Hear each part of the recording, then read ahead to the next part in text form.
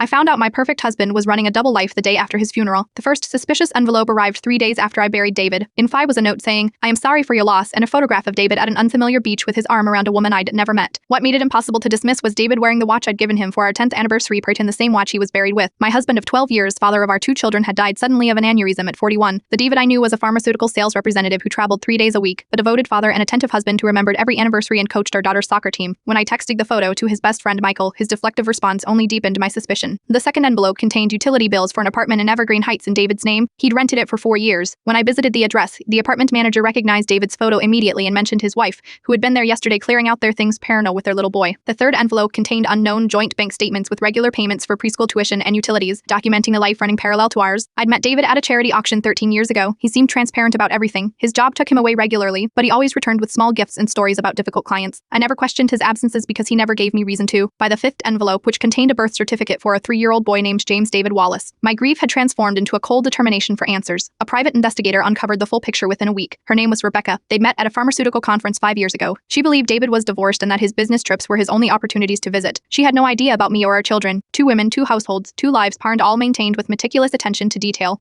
Credit cards, separate phones, even different address he claimed to have in each household to avoid foods that might trigger questions. The final envelope came from Rebecca herself. We met at a cafe for halfway between our homes. She had also received mysterious envelopes and was equally shocked to discover she wasn't alone. We compared notes for hours. The David she knew was orders to shellfish. Mine loved shrimp. Her David supported Manchester United. Mine followed Erdala small, calculated differences to keep his story straight. Michael finally revealed he'd known for 3 years and had sent the envelopes, unable to let both families continue living the lie after David's death. The cruelest revelation wasn't David's betrayal, but how thoroughly I'd been fooled. I'd prided myself on our honest communication while questioning nothing. The life insurance company is still investigating due to the complicated circumstances. Our supposedly substantial savings barely covered the mortgage and funeral expenses. Perrin maintaining 2 families had drained our finances. Rebecca and I meet monthly now. Our children have playdates, innocent casualties, finding strange comfort in their shared experience. Going through David's files, I discovered a notebook with meticulous details categorized under Claire or Rebecca turn coffee orders, favorite colors, childhood stories. The final page listed things to remember, including Arsenal game, Claire Ellen shellfish allergy, Rebecca. The man I mourned never existed. I was married to a carefully constructed character designed to fit perfectly into my life. I removed our wedding photos from the walls but kept them for the children. Some days they'll understand their father wasn't just the man who tucked them in at night, but also the man who tucked in another child across town. The most painful truth isn't that he led a double life. It's that he was skilled enough that neither of us ever suspected we were sharing the role of wife with someone equally convinced of her unique place in his heart.